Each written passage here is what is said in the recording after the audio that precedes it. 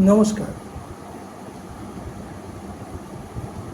রাত প্রায় 1:45 বাজে। এই মুহূর্তে আপনাদের একটা মেসেজ দেওয়ার জন্য, একটা বার্তা দেওয়ার জন্য আজকে এই ভিডিওটি করছি।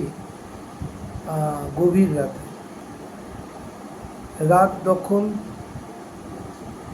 যে জমায়েতের ডাক দেওয়া হয়েছিল সোশ্যাল মিডিয়া ঘিরে, আজকে একটু আগে আমি বাগুইআটি ওপরে যে জমায়েতটা ছিল সেই জমায়েতটা থেকেই আসছি, এসে এই ভিডিওটা করছি।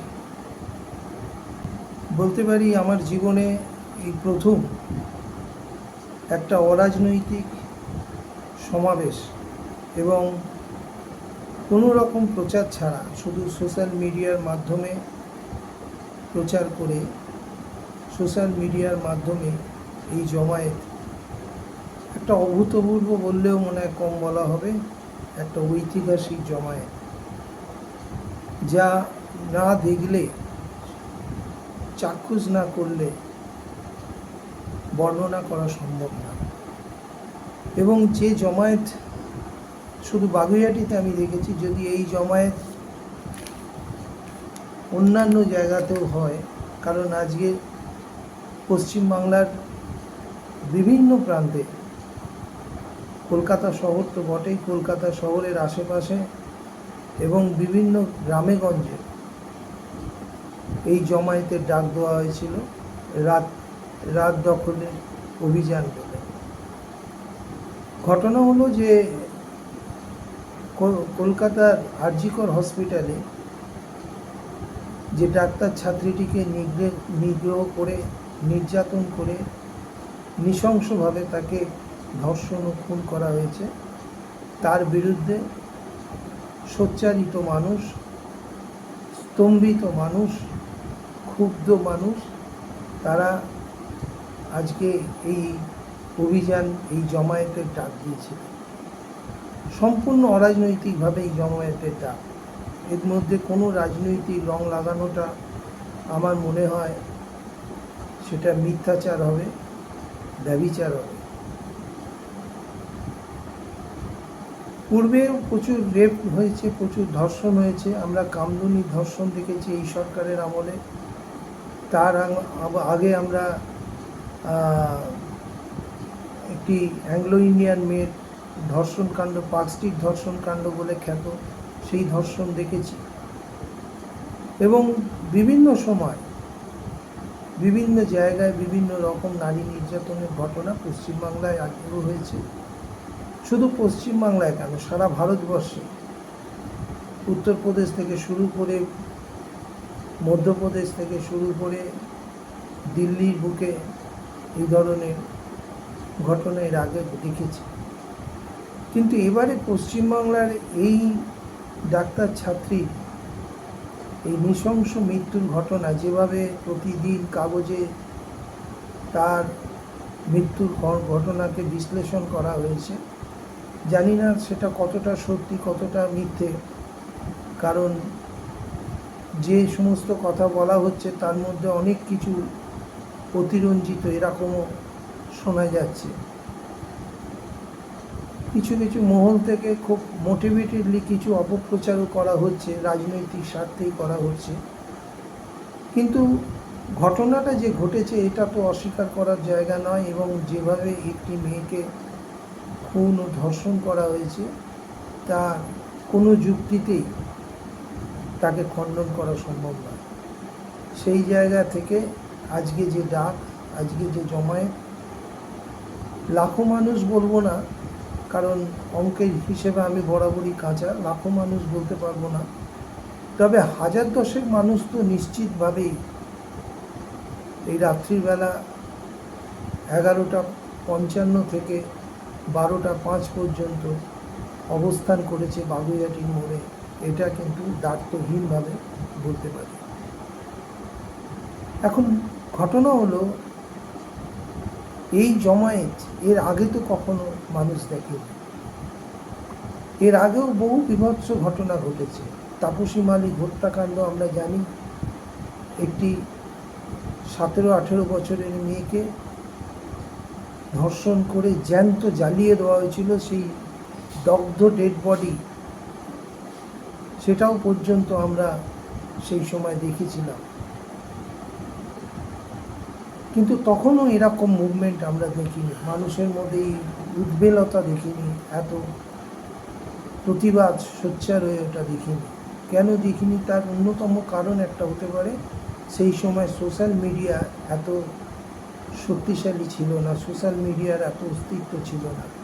এখন যা দাবানলের মতো মানুষের ঘরে ঘরে পৌঁছে যাচ্ছে, মানুষের কাছে খুব সহজেই বিভিন্ন খবর চলে যাচ্ছে।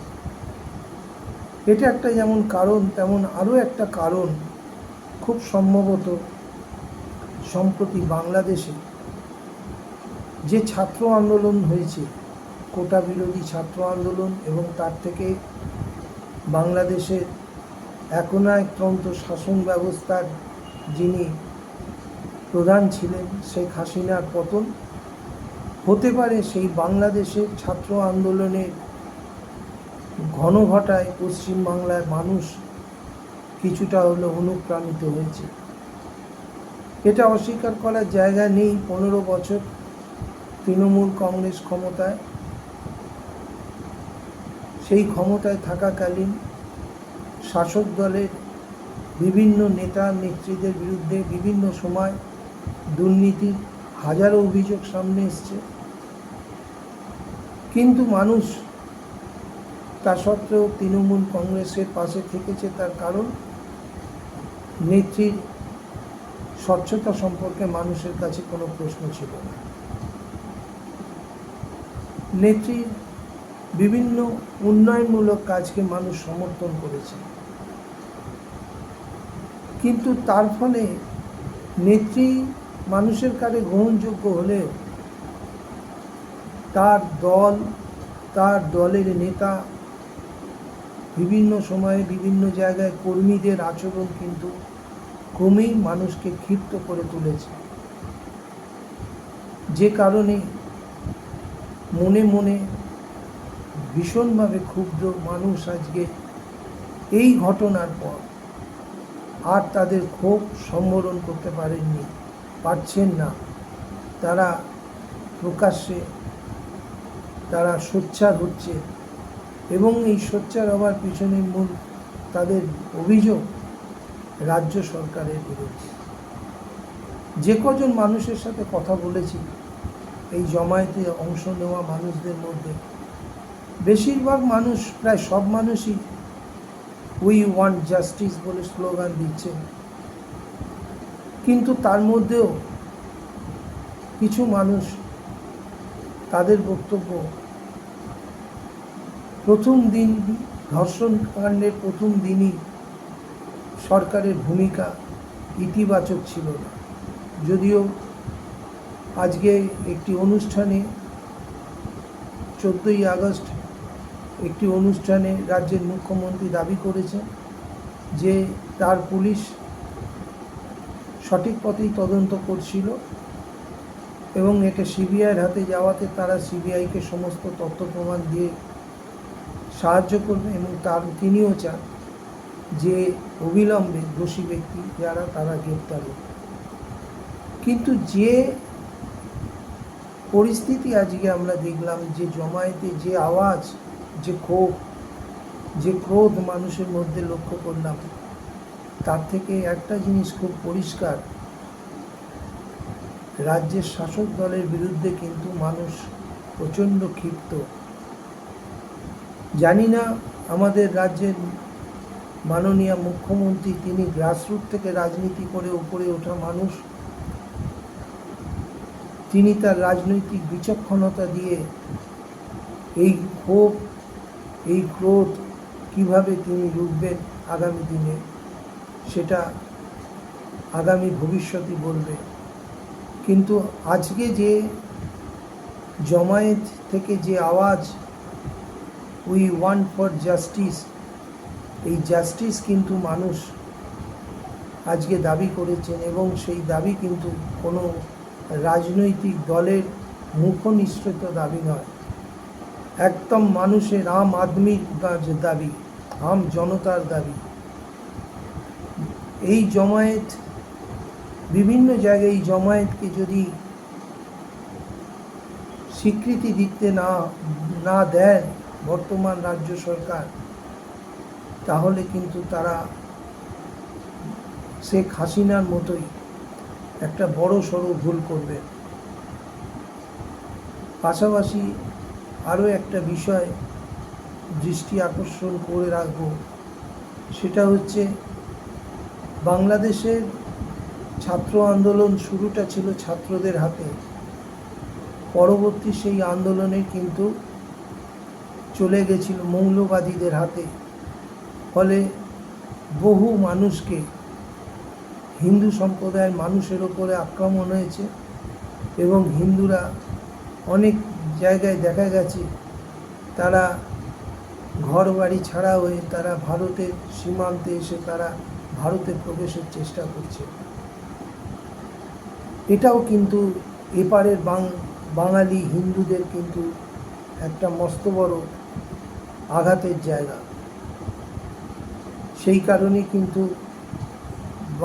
বাংলা এই রাজ্যেও কিন্তু যেহেতু মুসলিম সম্প্রদায়ের বিরুদ্ধে একটা ক্রমান্বয়ে একটা প্রচার চলছে, রাষ্ট্রবিরোধী বলে তাদেরকে দাগিয়ে দেওয়ার চেষ্টা চলছে, এবং যেহেতু রাজ্যের বর্তমান মুখ্যমন্ত্রী সম্প্রীতি সাম্প্রদায়িকতার বিরুদ্ধে কথা বলেন, সম্প্রীতির সপক্ষে কথা বলেন, তাই সেটা বেশিরভাগ হিন্দুদের কিন্তু পছন্দ নয় এবং সেই জায়গার ক্ষোভটাও কিন্তু এর সাথে যুক্ত হচ্ছে।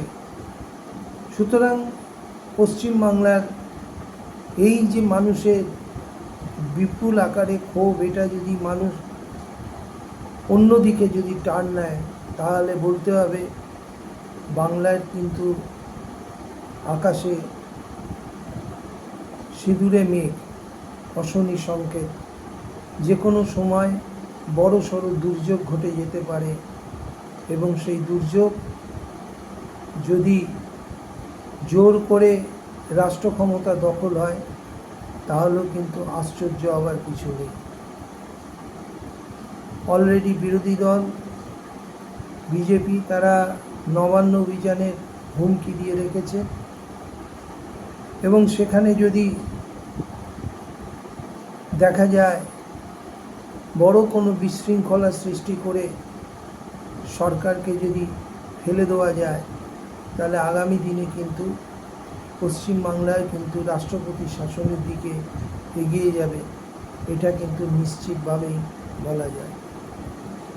যাই হোক, এক কথায় আজকে বলবো, এই যে জমায়েত, যে সমাবেশ, সাধারণ মানুষ তাকে সম্পূর্ণভাবে